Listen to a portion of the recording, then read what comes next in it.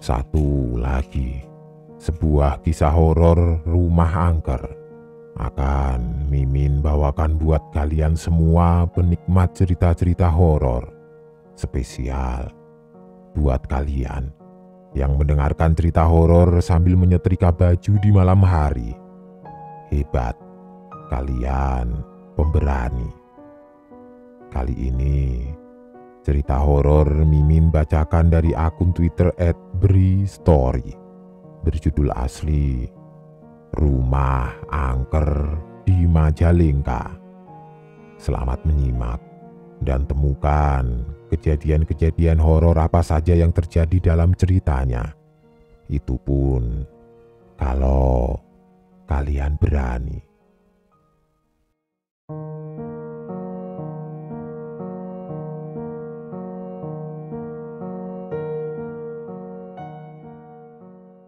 Malam ini aku akan cerita tentang rumah angker di Majalengka. Cerita yang cukup panjang. Semoga tidak jadi membosankan. Yang penakut, jangan dengarkan cerita ini. Ini salah satu pengalaman yang membuatku agak trauma. Serius, jangan dengarkan sendirian.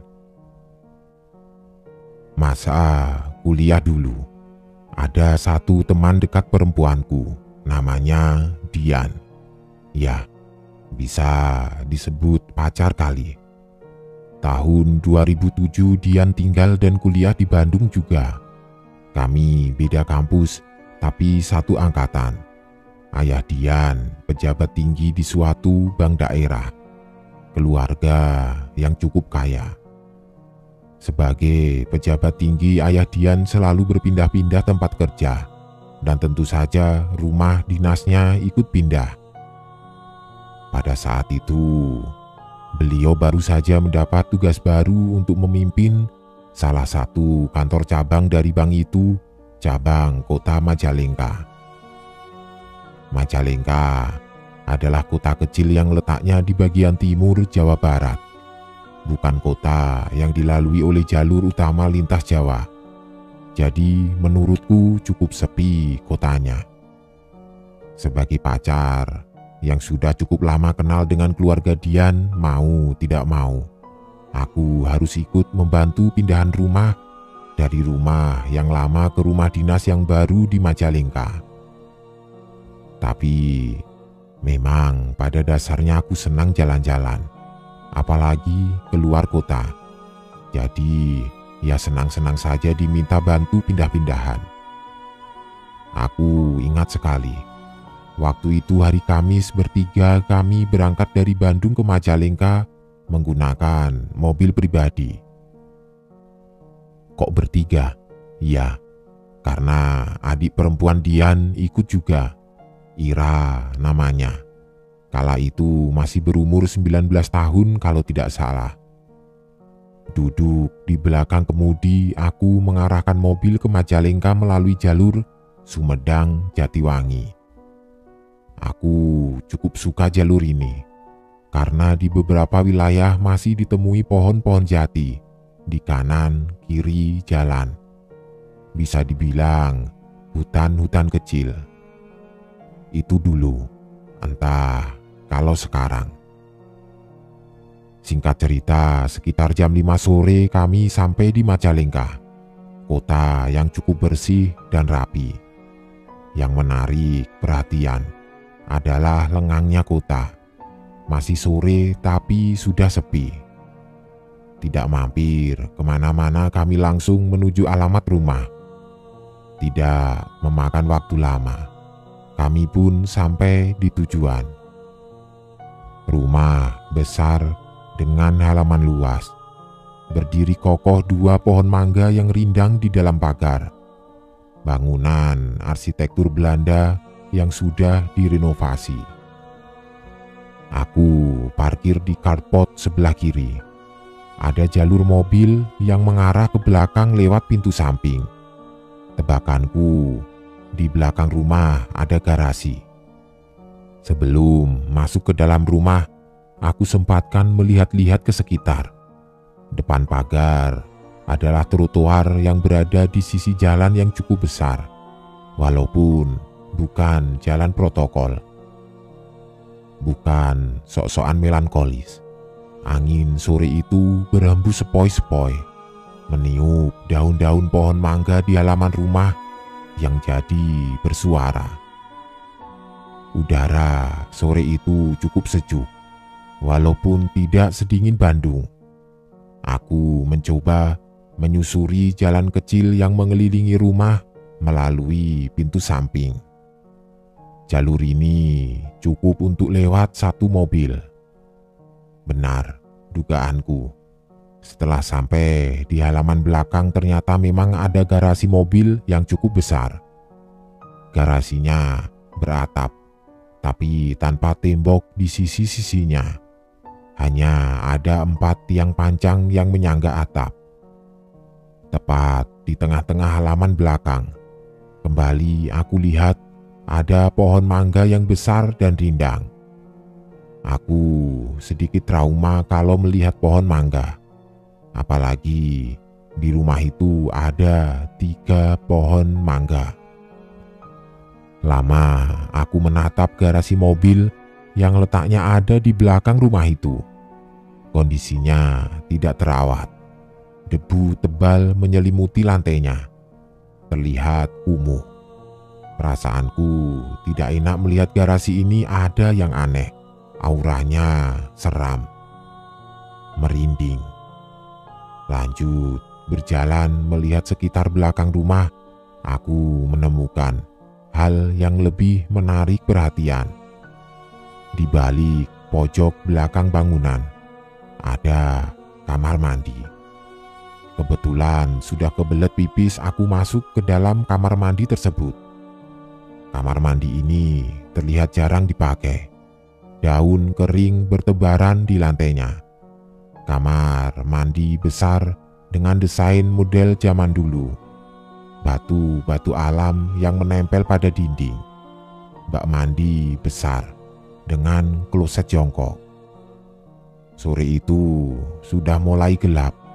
Cahaya kamar mandi hanya bersumber dari lampu bohlam 5 watt. Redup.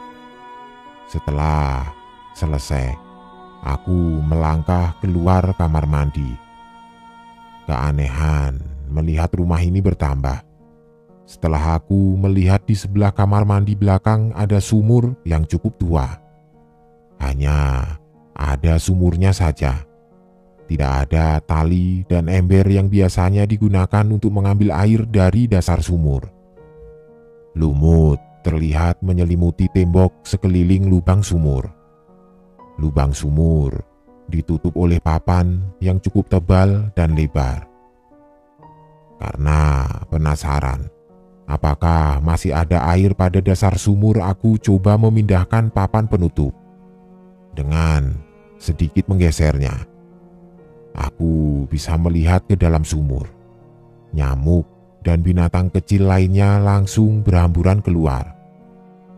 Cukup lama aku melihat ke dalam sumur. Hari sudah agak gelap menjelang malam, aku jadi susah untuk melihat dasar sumur. Ketika sedang konsen melihat ke dasar sumur, tiba-tiba wush, ada angin yang berhembus kencang dari dalam sumur menerpa wajahku. Aku kaget. Refleks langsung mundur menjauh dari sumur. Barusan apaan? Masa iya ada angin keluar dari dalam sumur? Banyak tanya dalam hati. Setelah sudah agak tenang, aku langsung kembali mendekat ke sumur dan menutup lubangnya dengan papan seperti semula. Aku langsung masuk ke dalam rumah lewat pintu belakang. Kenapa mukanya begitu? Seperti baru lihat hantu? Tanya Dian melihat aku yang masih agak terbengong-bengong. Oh, tidak ada apa-apa, jawabku. Aku pun langsung berbahasa basi dengan orang tua Dian. Oh iya, barang-barang dan perabotan milik orang tua Dian sudah sampai sehari sebelumnya. Sudah diletakkan di tempatnya masing-masing. Kami tinggal merapikannya saja.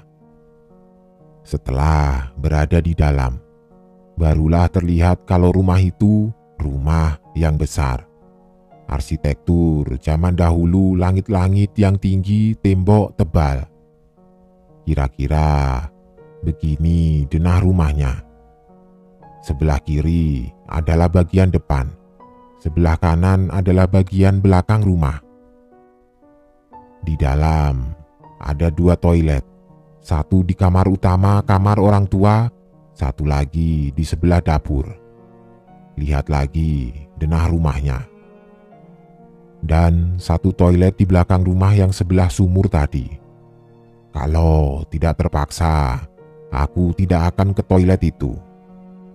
Tapi nanti pada tengah malam aku terpaksa harus ke tempat itu. Setelah maghrib kami kumpul di ruang tengah, berbincang dan lanjut makan malam. Dari awal aku memang merencanakan untuk menginap dan pulang ke Bandung esok paginya. Aku diberikan kamar yang paling depan, kamar nomor 1. Orang tua Dian tidur di kamar utama, Dian dan Ira di kamar 2. Tapi sebenarnya selepas maghrib aku sempat berubah pikiran. Aku mau pulang ke Bandung saja malam itu, karena perasaanku sudah tidak enak sejak kejadian di sumur pada sore tadi. Tapi orang tua Dian tidak ngasih aku pulang. Ya sudah, aku nurut saja. Aku pikir cuma semalam ini semoga tidak terjadi apa-apa. Ternyata nanti tidak seperti itu. Ada yang aneh dengan rumah ini. Akhirnya malam menjelang. Sekitar jam 10 kami masuk ke kamar masing-masing. Semoga teman-teman masih ingat tentang kebiasaanku kalau tidur. Kalau tidur harus ada TV dan dalam keadaan menyala. Aku tidak akan bisa tidur kalau TV mati. Sialnya, di kamar itu hanya ada tempat tidur dan meja, tidak ada TV. Sepertinya malam ini akan panjang, gumamku dalam hati. Akhirnya jam-jam awal di kamar aku habiskan dengan bengong. Kenapa tidak mainan HP, Bri? Tahun-tahun itu jaringan internet di HP masih susah. Jangankan 4G dan 3G, dapat sinyal seluler saja sudah bagus. Aku benar-benar tidak bisa tidur. Guling sana, guling sini, tidak jelas. Tetap saja kantuk tidak datang. Tidak terasa jam sudah menunjukkan pukul 12 tengah malam. Dan tetap aku belum tidur juga. Gelisah perasaan, makin tidak enak. Kamarku letaknya paling dekat dengan jalan raya di depan rumah. Tapi malam itu jalanan terdengar sangat sepi. Hanya sesekali motor yang melintas. 99% perasaanku tidak pernah salah.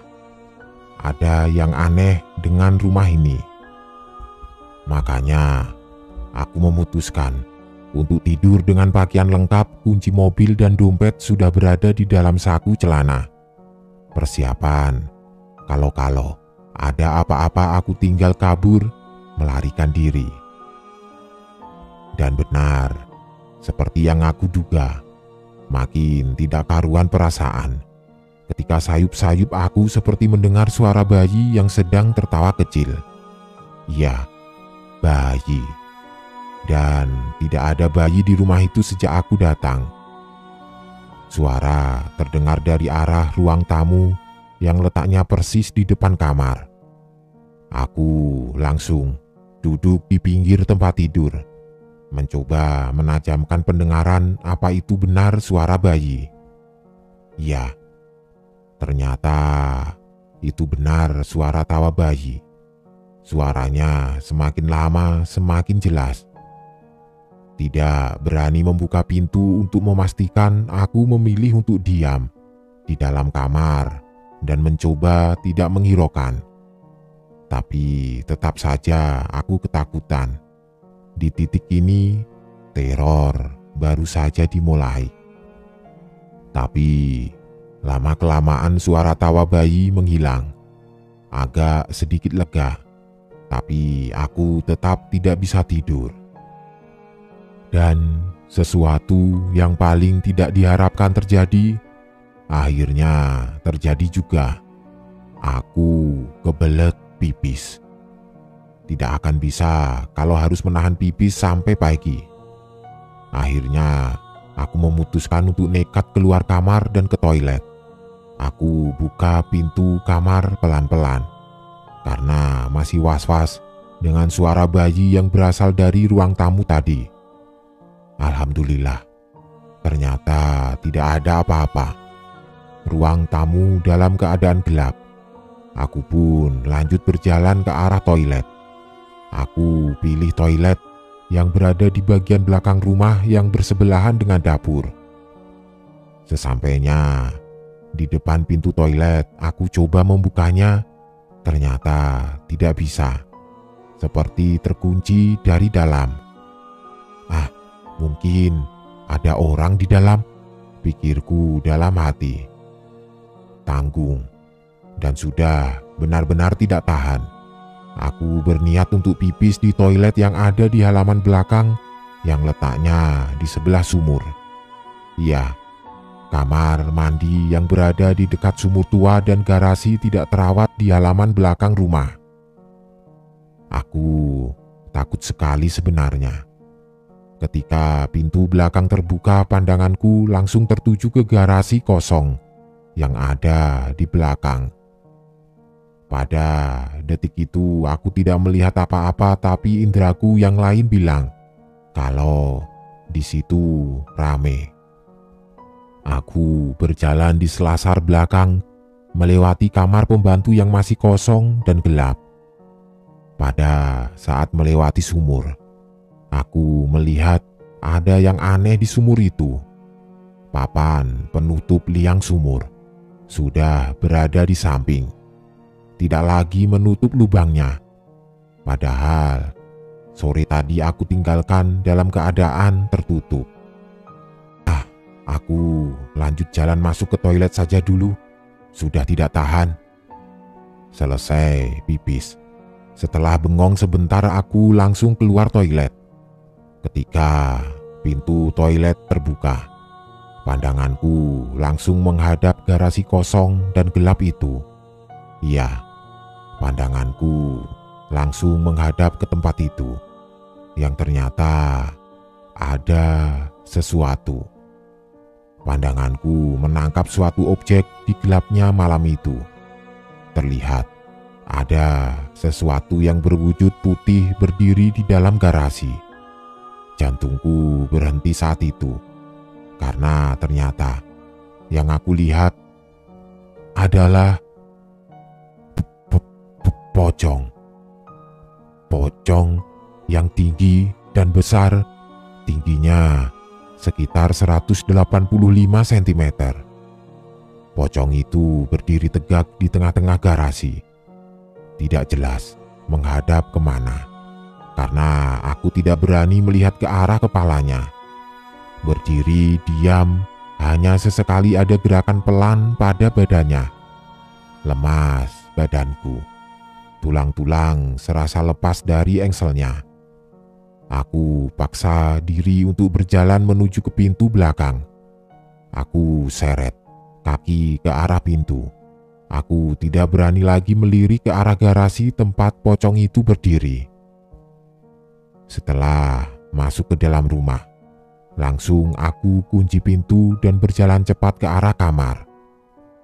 Sesampainya di dalam kamar, aku langsung mengatur nafas, ingin rasanya pergi keluar dari rumah itu, lari ke tempat ramai. Aku sudah tidak tahan. Dan iya, bisa ditebak, setelahnya aku tetap tidak bisa memejamkan mata. Karena ternyata teror belum selesai. Jarum jam sudah hampir ada di pukul 2 ketika sekali lagi sayup-sayup aku mendengar tawa bayi dari ruang tamu. Kali ini suaranya semakin lama semakin jelas. Ya Tuhan, aku benar-benar tersiksa malam itu. Mau lari dan masuk ke kamar Dian tidak mungkin. Masuk ke kamar orang tua Dian makin tidak mungkin. Kebayangkan?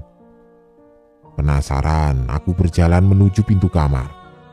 Memberanikan diri untuk mengintip apa yang sebenarnya terjadi di ruang tamu. Pintu aku buka sedikit demi sedikit, sampai mata bisa melihat ke ruang tamu. Setelah mataku sudah cukup jelas melihat di gelapnya ruang tamu, ternyata di situ Ternyata di sofa ruang tamu ada seorang wanita berambut panjang yang sedang duduk dengan bayi kecil di pangkuannya. Wanita ini berpakaian daster panjang berwarna gelap. Sekali lagi, jantung seperti berhenti berdetak. Lemas badanku, beberapa detik wajah kami saling bertatapan. Aku langsung menutup pintu dan duduk di pinggir tempat tidur. Gemetar badanku, bulu kuduk berdiri semua.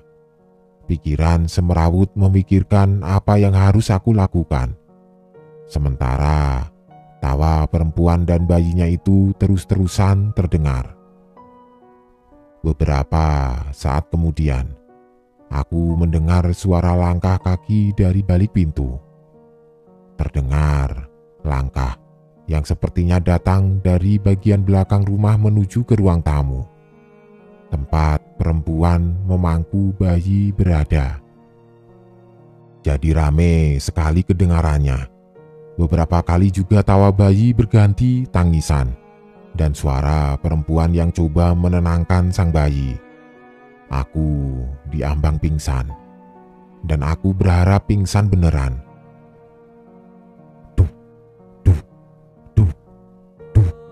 Begitu kira-kira langkah kaki bersuara. Kadang terdengar tergesa-gesa, kadang terdengar santai. Doaku cuma satu. Semoga mereka tetap beraktivitas di luar kamar. Semoga mereka tidak mencoba masuk ke dalam kamar. Sementara aku di dalam kamar belingsatan. Dengan keringat dingin bercucuran, tiba-tiba gagang pintu bergerak-gerak. Seperti ada yang mencoba membuka pintu. Aku semakin panik, karena jarak pintu dan tempatku duduk hanya berjarak beberapa meter saja. Sial, aku lupa mengunci pintu sedari awal. Pintu terbuka pelan-pelan, perasaanku semakin tidak karuan. Ya Tuhan, ketika pintu terbuka agak lebar, menyembul kepala perempuan berambut panjang dari balik pintu. Dengan wajah yang tersenyum kecil memandang ke arahku. Ingatanku cuma sampai pada detik itu saja. Selebihnya tidak ingat apa-apa lagi. Ternyata aku tidak sadarkan diri. Aku pingsan. Aku baru sadar setelah Dian membangunkan untuk sholat subuh. Aku tidak menceritakan kejadian yang aku alami malam itu kepada Dian dan keluarga. Setelah sholat Jumat, aku pulang ke Bandung sendirian. Sementara Dian dan Ira ke Bandung pada hari Minggunya. Belakangan, ternyata ayah Dian hanya bertahan 1 bulan di rumah itu. Beliau minta pindah dan dicarikan rumah dinas di tempat lain. Setelah itu, baru aku cerita tentang kejadian yang aku alami. Dan ternyata, orang tua Dian juga mengalami hal yang sama, diteror oleh penghuni rumah.